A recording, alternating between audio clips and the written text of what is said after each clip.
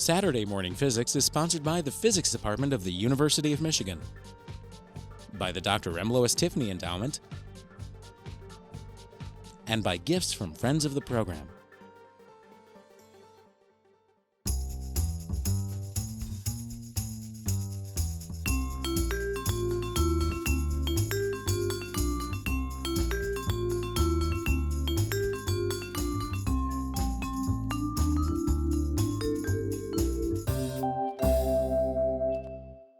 What types of things would we like to be able to answer about biological systems? Well, of course, here's a nice example. We all know that leaves undergo photosynthesis. And if we look at a leaf, we'd see something like this. If we put a leaf under a microscope, we'd see a number of cells. So a microscope lets us start to see some of the underlying structure of that leaf. If we look closer inside, we'd see chloroplasts. And further still, inside those chloroplasts, what we'd see are stacked membranes. Now, within the membranes themselves is quite a complex machinery that's responsible for photosynthesis. Now, you'll notice here that in going from this slide to this slide, I've had to start using a cartoon. Okay? So why is that? Well, I'm going to talk a little bit about that today.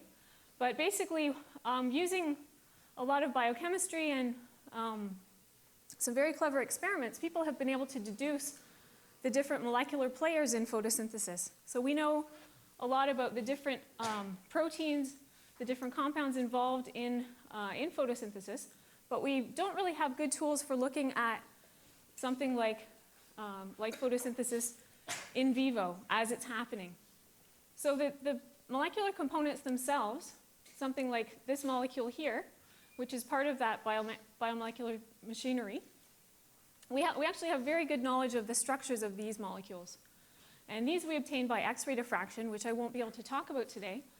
But by extracting the different components of that photosynthetic membrane and crystallizing it, thank you, what we can do is actually obtain very, very high level, atomic level structures of these things. Okay, but the key thing is that we can get good structures of all these individual components, but what we'd really like are ways to look at how the components work together to perform something like photosynthesis.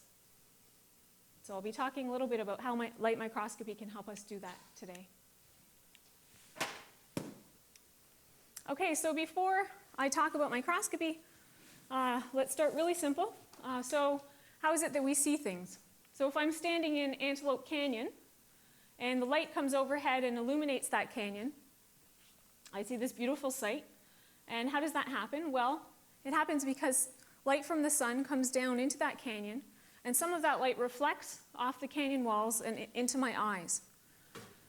Okay, just like right now the overhead lights are illuminating me, and that's how you're seeing me standing here. In addition to using an external source of illumination, some biological systems actually have internal lights of their own. So some things like jellyfish and fireflies have so-called bioluminescence. They can actually produce their own light. And I'll also mention how these luminescent molecules can be used in microscopy as well. So before talking about microscopy, I need to say a few words about light in general. Okay, so how do we describe the properties of light? So this has been an ongoing endeavor, and some of the early contributors were Huygens and Newton, and they had quite opposing views of what light was. So Huygens had the idea that light could be described as a wave and had wave-like properties, whereas Newton had the idea that light was more like a particle. And Newton's idea held firm for about 100 years or so, until some very significant experiments by Young and Fresnel that showed the wave-like properties of light. So for most of what I'm going to talk about today, the wave-like description is actually going to be most appropriate. I'll only switch to the particle description later on. So what do I mean by light being a wave? I've got just a simple demo here to describe what you might see if you see two waves interfering. So Huygens' idea was that we could describe a lot of properties of light by considering interference effects. So if I if I think of this as a point source of light, so you in the bathtub tapping the surface of the water, you might see a pattern something like this. And if you tapped elsewhere on the surface of the water, you'd have 2 point sources. And eventually, if those waves start to interfere, we start to get interesting patterns formed. Okay? And so depending on the wavelength of the light and the distribution of these point sources, we can get really quite interesting and complicated patterns.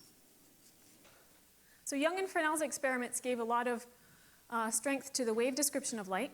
And then later on, James Clerk Maxwell came along and came up with a mathematical formulation that was highly successful for describing light as an electromagnetic wave. Okay, so this electromagnetic wave has a characteristic wavelength. It's a combination of electrical and magnetic waves that oscillate with a particular direction or polarization and have a particular direction of travel. So we now know that visible light is actually only a very small fraction of the electromagnetic spectrum.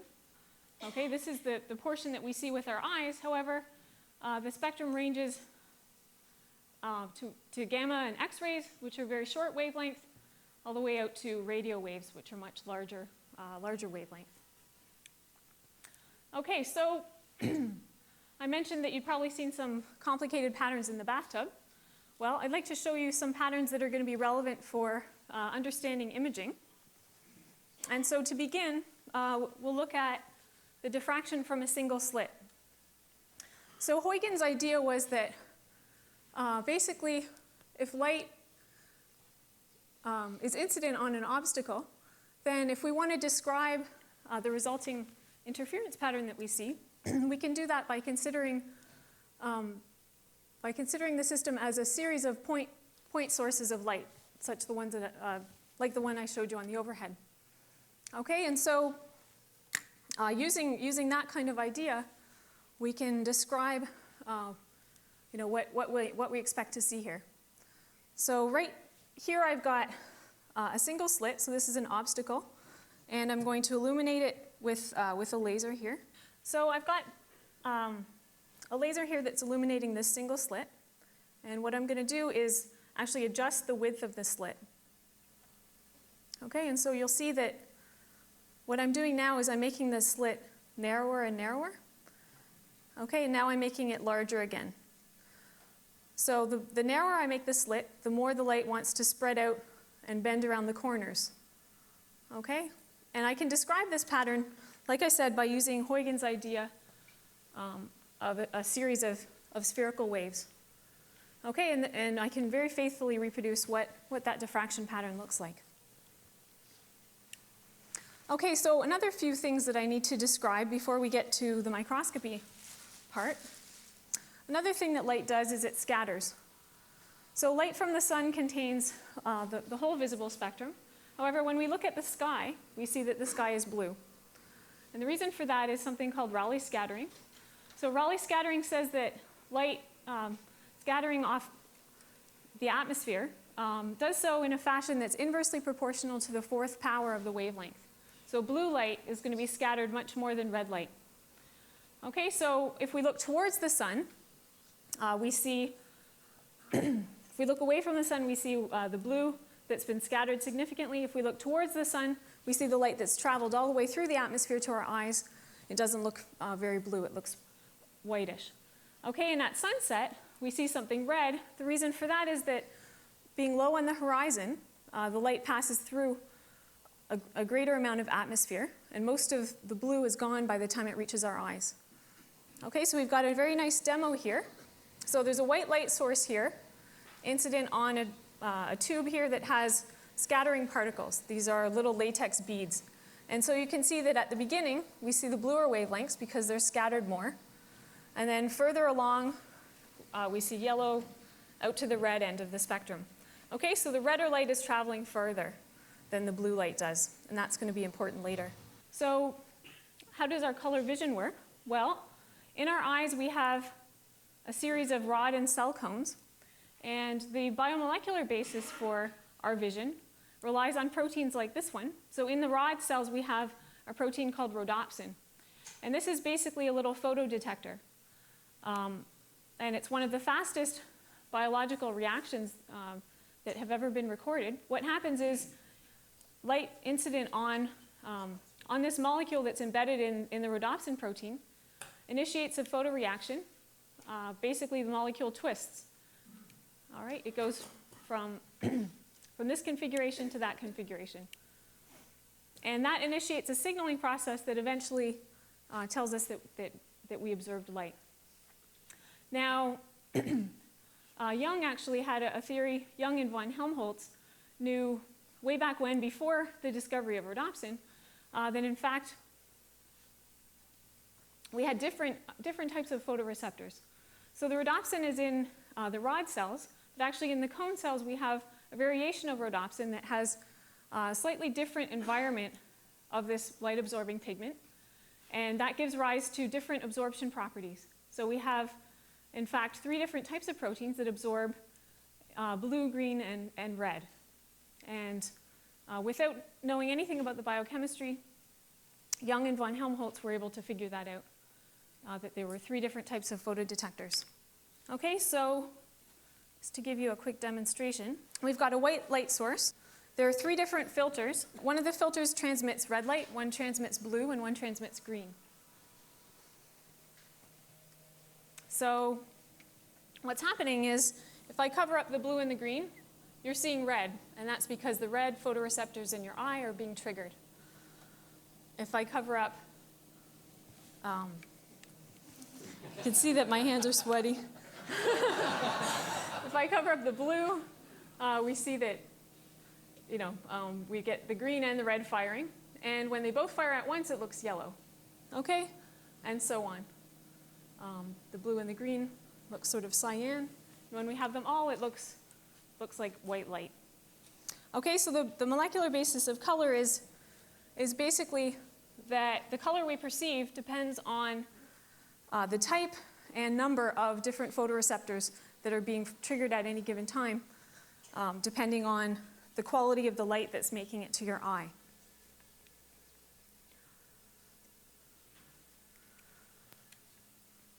Okay, so when an object is colored, it's actually pretty easy to see. And so that's going to be some of the first type of objects that we look at with the microscope. So we're going to call these amplitude objects. So anything that absorbs light of a particular color we'll call an amplitude object. So what do I mean by amplitude? What I mean is that a wave coming in of a certain amplitude will have its amplitude diminished after passing through such an object. Okay, so our red filter here looks red because in fact it scatters red light. So that means that the red light is actually transmitted, meaning that in fact what it does is it absorbs green or blue light. So blue light passing through a filter that looks red will have its amplitude reduced. So amplitude objects are pretty easy to see in a microscope, as we'll see shortly. Objects that are not as easy to see are phase objects. Okay, so something transparent like a piece of glass doesn't actually, if it's a clear glass, it's not changing the amplitude of the incoming light wave. However, that doesn't mean it's not doing anything at all to that light wave. In fact, the speed of the wave in the material is different. And what that ends up doing is it imparts a so-called phase shift. So if I look at a wave going into a material and compare it with a wave that did not pass through that material, you'll see that, so on this side, before the material, these waves were lined up. They were so-called in phase. On the other side of the material, you'll see that they're no longer lined up anymore. Okay, there's a phase shift that's been imparted by this material. So our eyes can't actually detect phase shifts. However, there are some tricks that I'll show you that will allow us to use phase shifts to actually observe things in the microscope. Okay, so we need to say a few more things about phase objects. And for this, I've got another beautiful demo here. So Huygens said that an advancing phase front of waves we could consider as the sum of many point sources of light. And in fact, we can use that same description in order to describe what happens when light is incident on one of these phase objects. And so the effect that occurs is called refraction.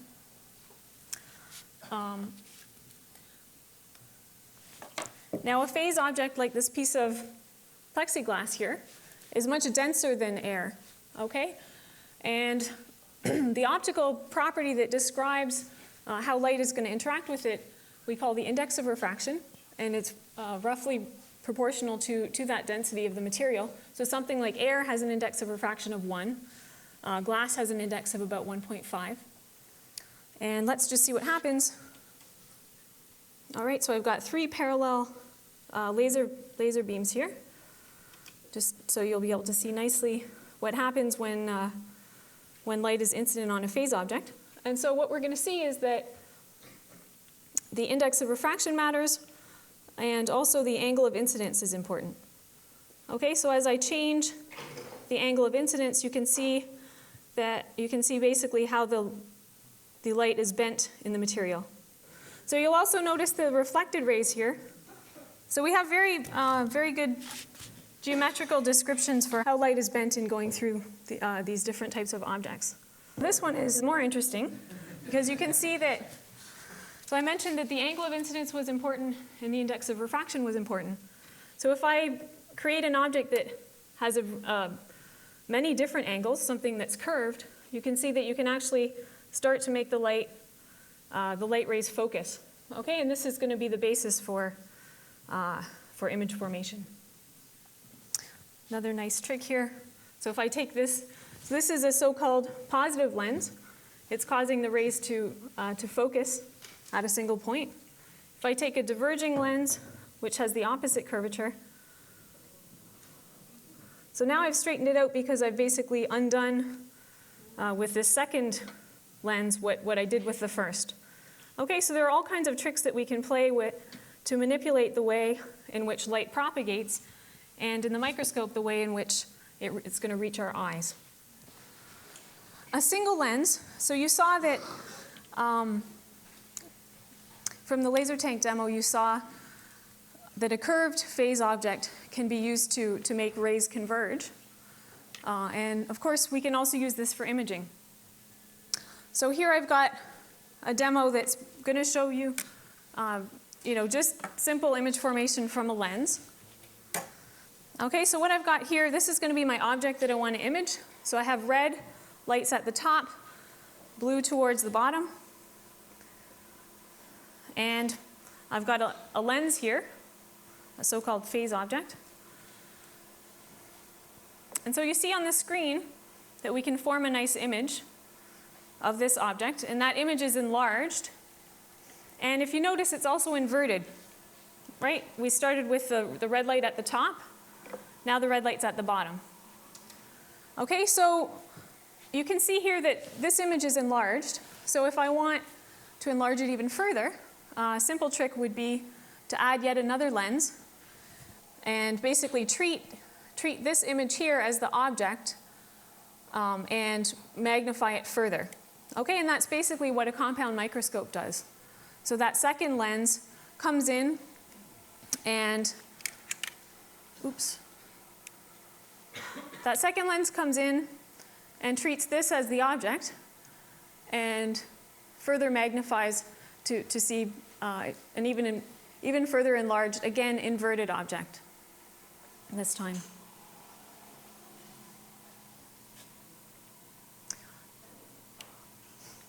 Okay, so before we get to the microscope, we've got another thing to consider is the fact that when we image with lenses, the question is how faithful a reproduction of our object can we actually achieve? So what Abbe did in thinking about how images are formed by lenses was realize that, let me give you the demo. Okay, so what have I got here? I've got a laser and I have a diffraction grating. So this diffraction grating is basically a piece of glass that's got tiny lines etched into it of a very regular width and a very regular spacing. And the diffraction pattern for that, well, we've seen the diffraction for a single slit. For a grating, it's a little bit different. Basically, we get a series of diffraction orders. And what I've done here is I'm imaging that diffraction pattern onto a little webcam. Okay, so here I have an adjustable opening. And I've got it closed down right now so that only the very central beam from that diffraction pattern is passing through. So let's remember here that my object that I want to image is the diffraction grating. Okay, so on my camera, if I've faithfully reproduced what my object is, I need to see something that looks like diffraction grating. It needs to have lines on it. Okay, at the moment it doesn't look like that at all. However, if I open up this aperture and let in more of the diffracted orders, I start to see something that looks more representative of my object. Okay, and as I add more and more diffraction orders, what I find is that I get a sharper image and a brighter image. Okay, so the point here is that by restricting the amount of light that made it through this lens, I dramatically affected the quality I affected my ability to faithfully image my object here. So in the worst case, if I let in only a single of those diffracted beams, I don't get something that looks anything like my object. However, as soon as I start to let in more of the diffracted orders, I get something that looks more and more like the diffraction grating. Okay, so the point here is that in order to get the best possible image, what I need to do is collect as much light as possible.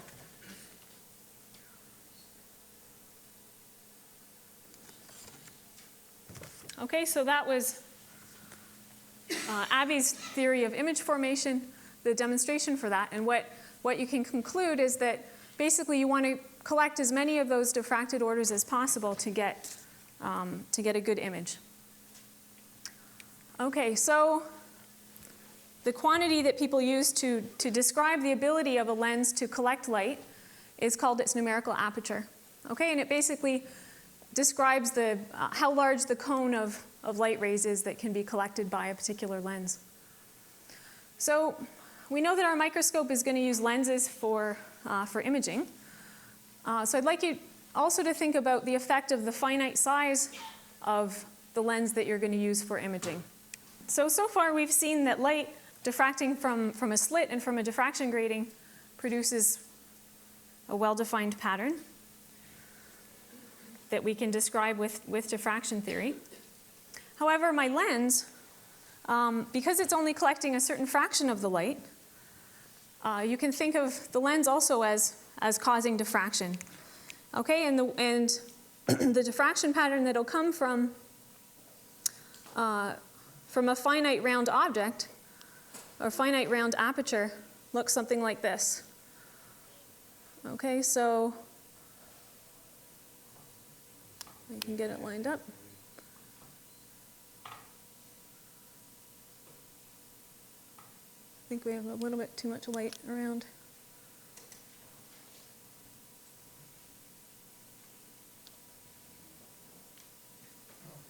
Okay, there we go.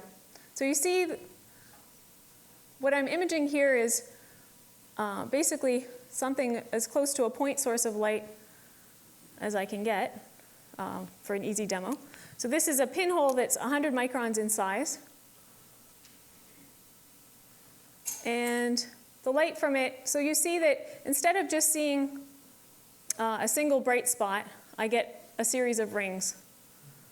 Okay, so the light that I gather with my lens is also going to undergo this same kind of diffraction. And that's going to limit the ability to faithfully reproduce or to faithfully image any type of object. Okay, so I've got that depicted here.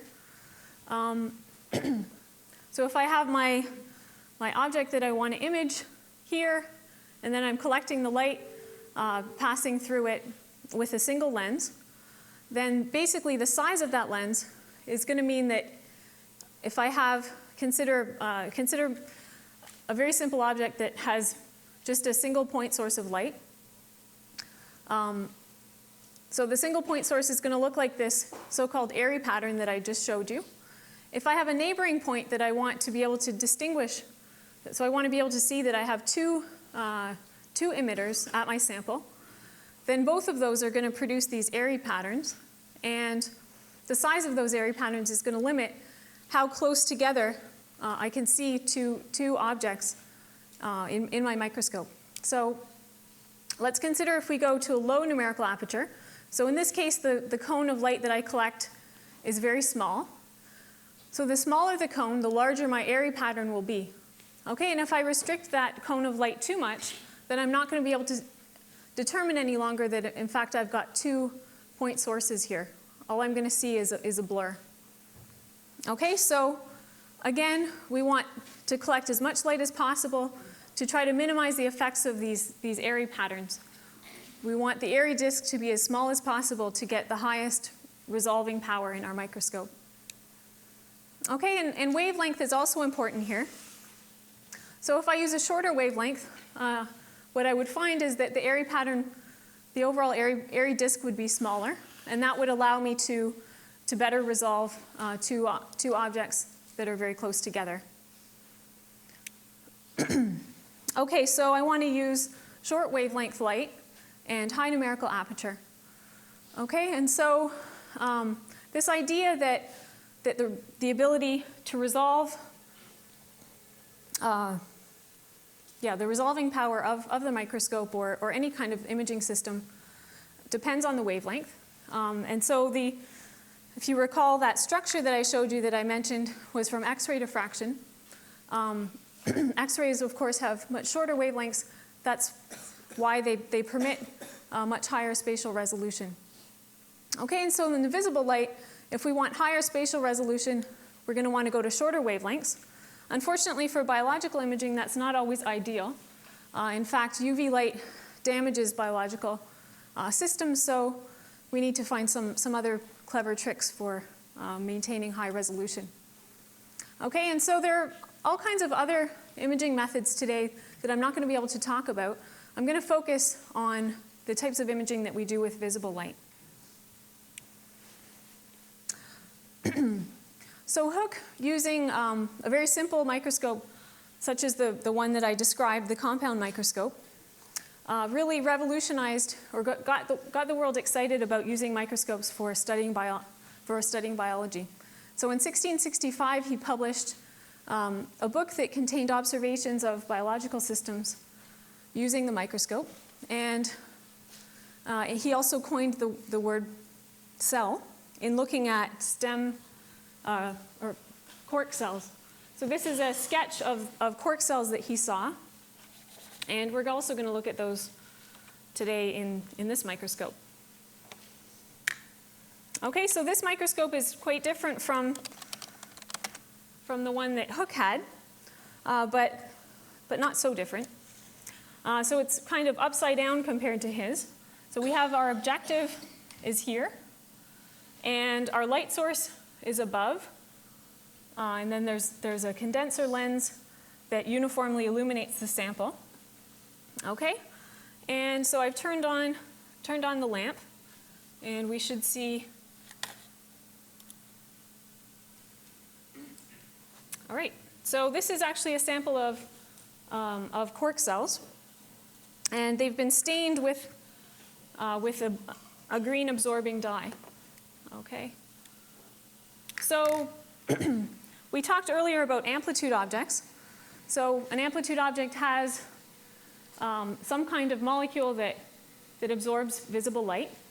So examples in biological systems, hemes give us the color of our blood or the color of a nice red steak.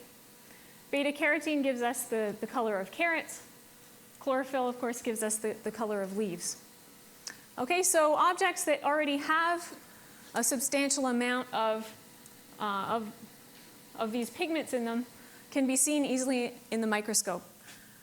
However, there have also been a lot of dyes that have been developed that will stain particular parts of cells in order to see them a little bit better in the microscope. So this one, there's a blue dye has been applied to these cork cells, and you can see that we can see them really quite nicely. Okay.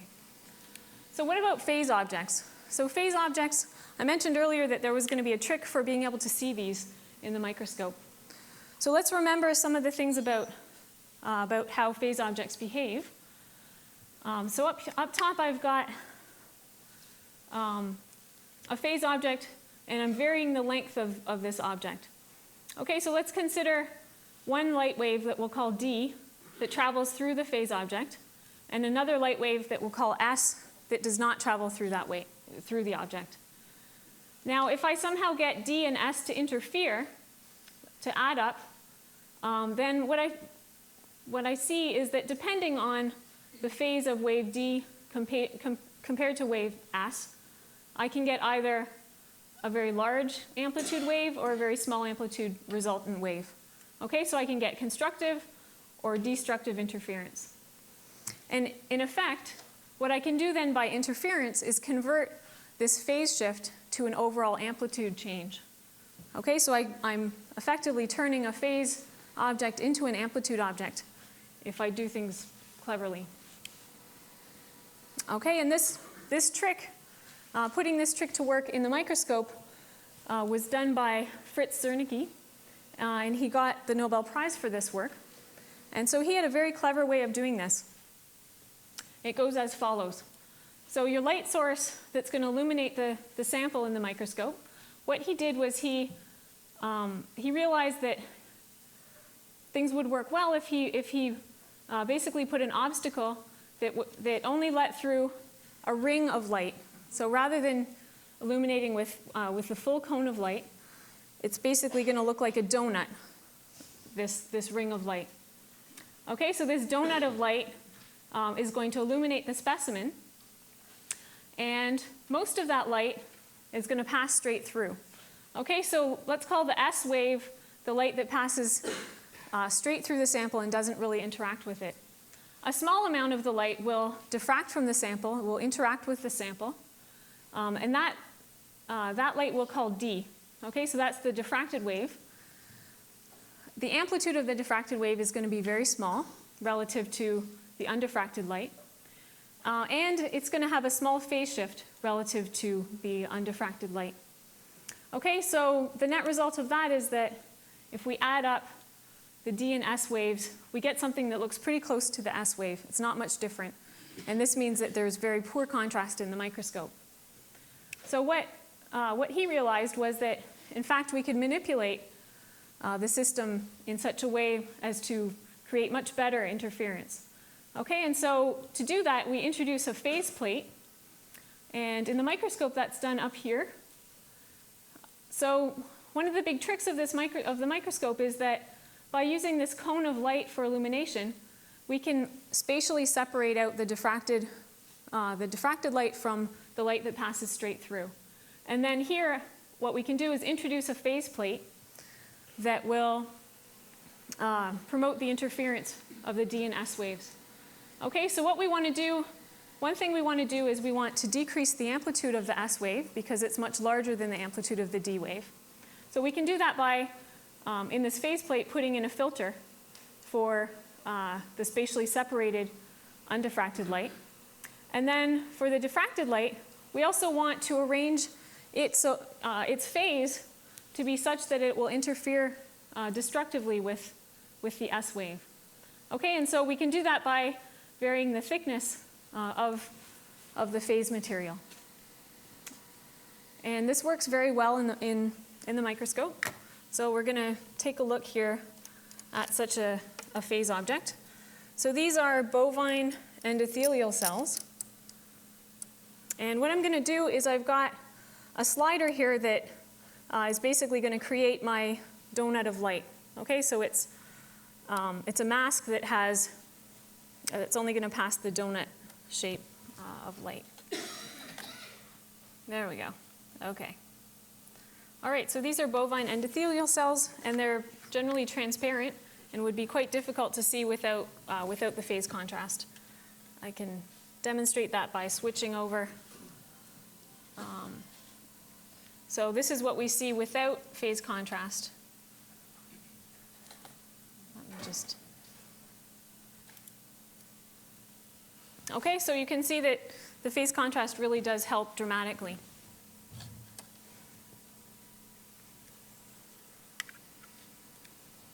All right, so polarization is another thing. I haven't really talked about the property of the polarization of light, and I won't have time to get to that today.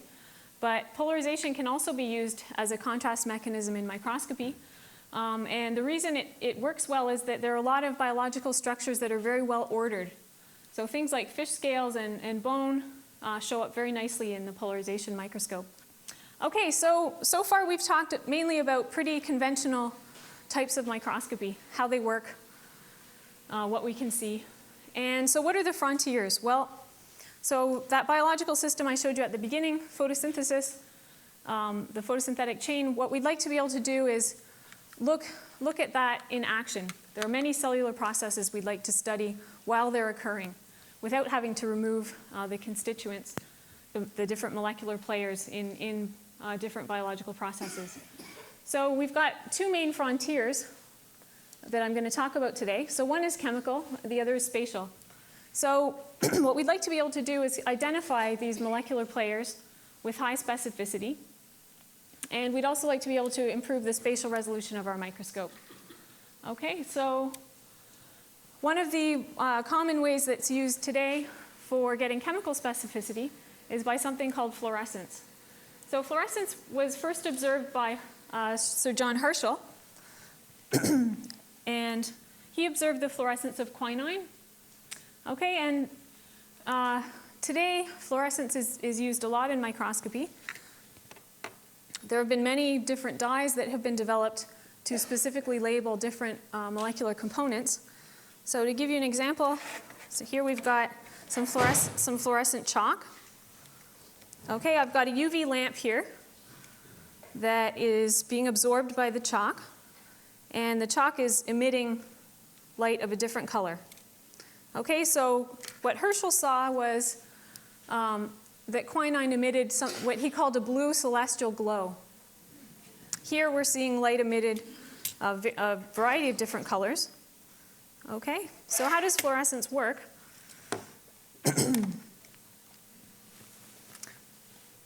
So far I've mainly talked about the wave nature of light, but sometimes the particle nature is also useful.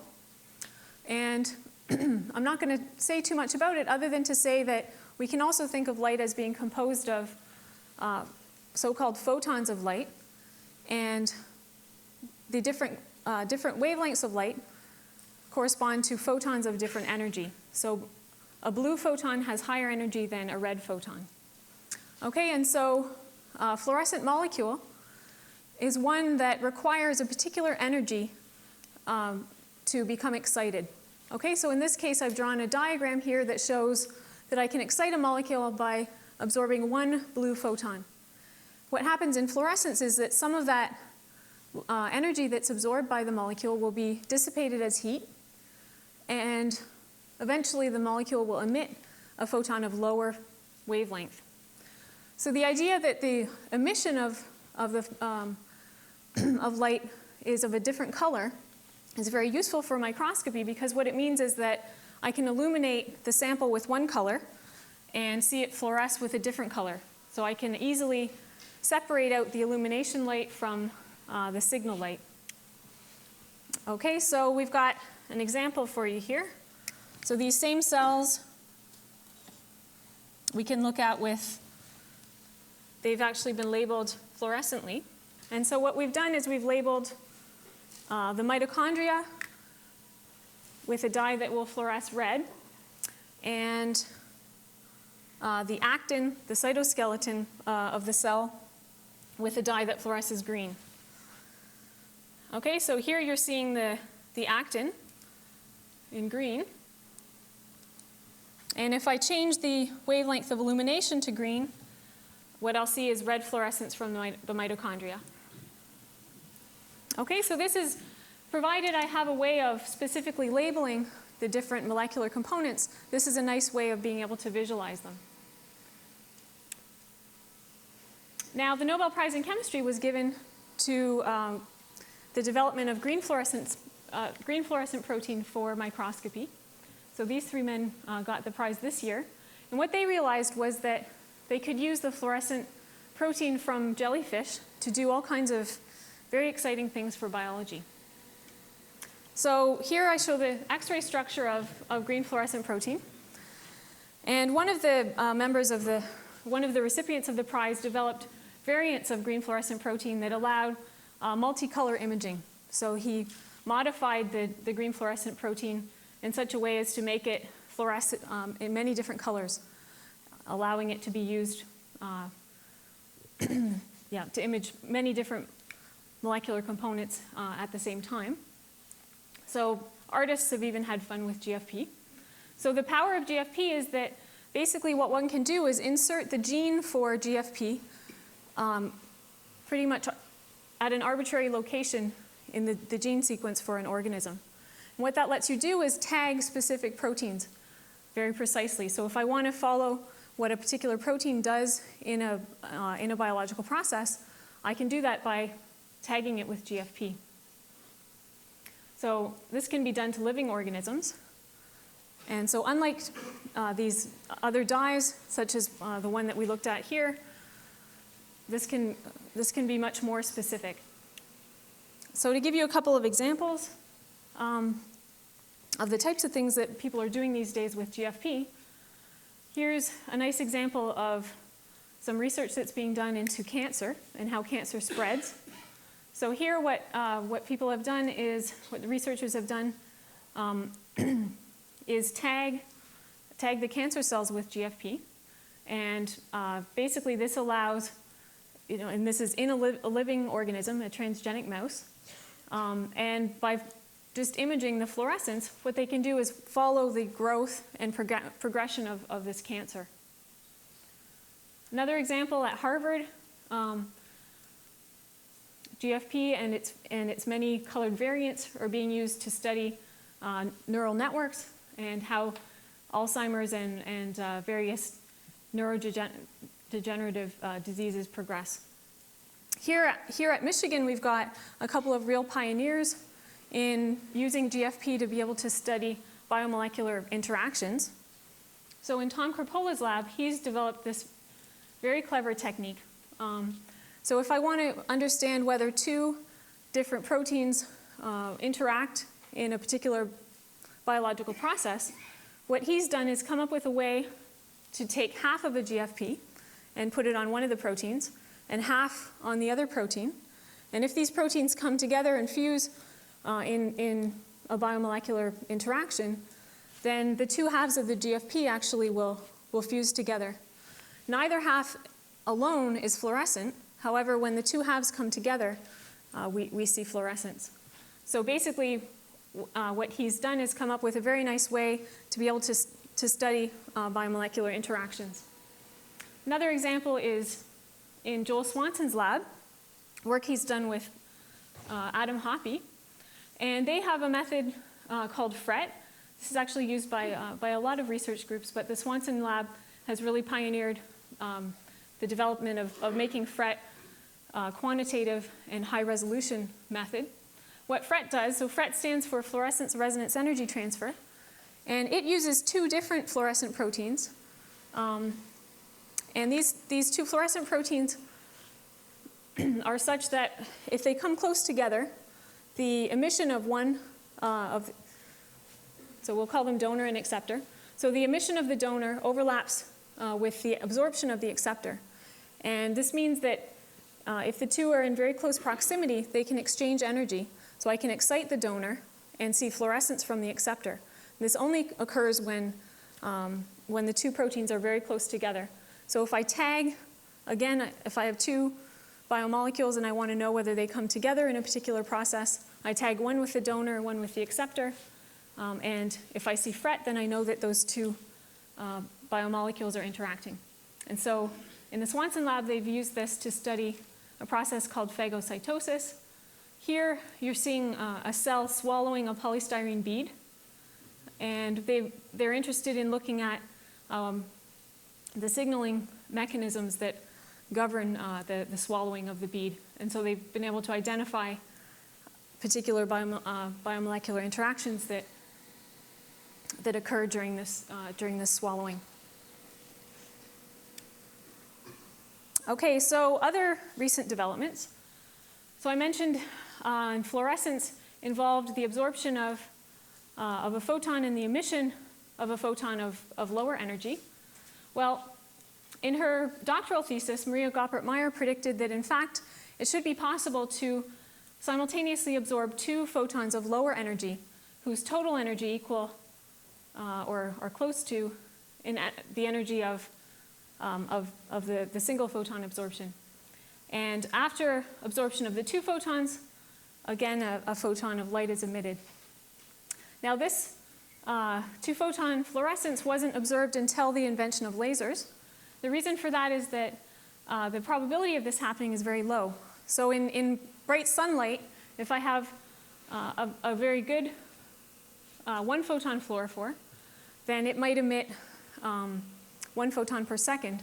However, for it to emit 2 photons, or rather 1 photon due to 2-photon absorption, that actually would only happen once in every 10 million years. Okay, so it's a very unlikely process unless I have very intense light source. Okay, so the signal or the amount of fluorescence generated is proportional to the intensity squared in this 2-photon process, so my intensity needs to be quite high. So multiphoton fluorescence is useful in a number of respects. One thing that it does is it allows us to do 3-dimensional imaging. So the fact that the fluorescent signal depends on the intensity squared means that if I focus a laser beam, the intensity is brightest or is highest right at the focus. And so I see fluorescence generated just right from the very focus of that laser. This means that I can have a very nice, well-localized spot, and I can scan that around in my sample and do 3-dimensional imaging. Of course, another benefit we saw from the demo, the scattering demo, that if I use longer wavelengths of light, I get better sample penetration. So by using longer wavelengths, I can do much deeper imaging into things like tissue. And so multiphoton imaging is being used a lot in tissue applications. So here's an example. This is mouse lung, and it's just showing multicolor imaging. We see, in this case, natural fluorescent molecules such as NADH, flavoproteins. And in green and purple, in fact, rather than fluorescence, this is using something called second harmonic generation and third harmonic generation. So second harmonic generation was first observed here at the University of Michigan in 1961 by Franken. And today it's used for microscopy. So in this case, it's lighting up the collagen fibers in this mouse lung. Third harmonic generation can be used for imaging things like this. So this is a developing Drosophila embryo. And so the very nice things about these so-called nonlinear techniques is that you don't need to do any kind of labeling of the specimen. However, one of the downsides is that you don't get very good chemical specificity with this method. So it's good for deep tissue imaging, but not so molecularly specific. So to get chemical specificity, another thing that people are using is called the Raman effect. So this demo that we showed earlier, the scattering, this Rayleigh scattering, the light that was scattered from the material actually maintained the same frequency. However, it's also possible for light to interact with the molecule and interact with the vibrations of the molecule. So here I'm depicting green light interacting with this molecule here. And in fact, what we find is that the scattered light, so light that hits this molecule can either be Rayleigh scattered, so it can still be green afterwards, or it may vibrationally excite this molecule and lose a little bit of energy in the process. Okay, and so the emitted light will be slightly lower in energy. It will be slightly red. And each molecule has, based on its structure, has a particular set of vibrations that can be used as a molecular fingerprint. So if I can analyze the frequency content of the light that's scattered, I can learn about what vibrations the light interacted with, and then work back to figure out what molecule the light interacted with. So to give you an example, here's rhodopsin again, and this is the Raman spectrum of rhodopsin. Okay, so if I can identify all of these peaks, I can say, oh, I'm looking at rhodopsin. So in the microscope, this is being used. So here I've got some images from a number of different labs. So Sunny G's lab at Harvard. This is an image looking at the CH stretch in cells. Here, again, CH stretches in tissues. And this is from my lab looking at C. elegans worm. And we're trying to look at lower frequency modes where, in fact, there's richer chemical information. The signals are weaker, but we're still able to image, in this case, various amino acids in the sample. So I'm going to have to go pretty quickly through this next part, but I wanted to touch on what people are doing at the moment at the frontiers of spatial resolution. Okay, so Abbe was the first to really write down this resolution law that basically says for a light microscope, my spatial resolution is going to depend on the wavelength of light that I use. And this term down here is twice the numerical aperture. And he's got this written on his grave. So the question is, should it really be written in stone or not? So one thing, Marvin Minsky had a brilliant idea.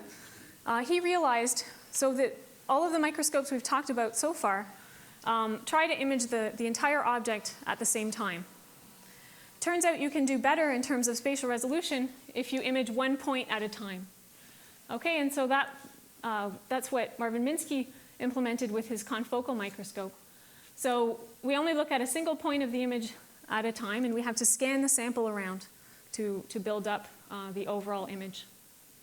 And in fact, you can get significant spatial resolution improvement here. Another thing, so we also talked about how numerical aperture is important. Well, this method called 4-pi microscopy, developed by Stefan Hell, basically says, well, why not illuminate and collect light from both sides of the specimen? And that's what he has done in something called 4-pi microscopy. Again, you get significantly better spatial resolution. So confocal versus 4-pi, you can see a nice improvement. Another thing you can do, the so-called superresolution method, is if you recall that airy pattern, okay, the size of the airy disk was limited by diffraction. However, the center of that airy disk is very well defined.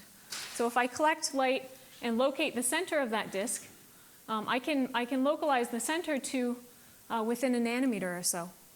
And so if I can arrange my sample to have very sparse fluorescent emitters that are well enough separated that I won't have overlapping airy disks, then I can do something called super resolution imaging, and I can get much, much better than diffraction limited imaging. A couple more tricks. This one is called stimulated emission depletion, again by Stefan Hell's group. And what it does is it uses two different wavelengths of light. So again, it's a fluorescence method, excites the sample, and by coming in and causing the emission of a particular wavelength,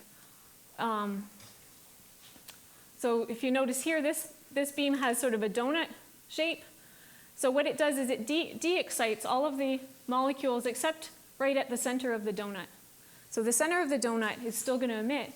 However, the area of the center of that donut turns out be smaller than the diffraction limit. And so he's been able to get to lambda over 25 or so improvement.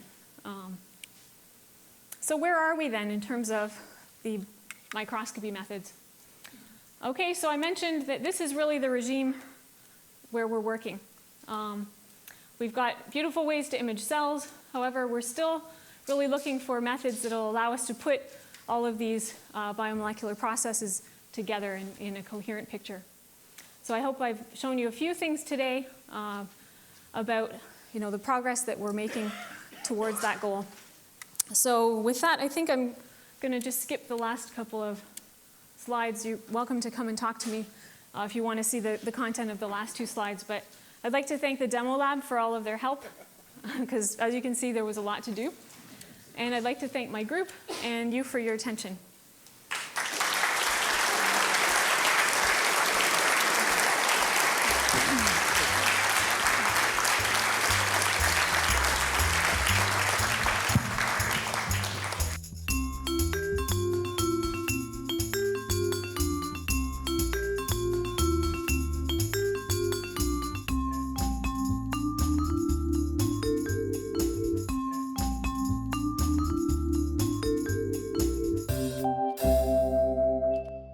Saturday Morning Physics is sponsored by the Physics Department of the University of Michigan, by the Dr. M. Lois Tiffany Endowment, and by gifts from friends of the program.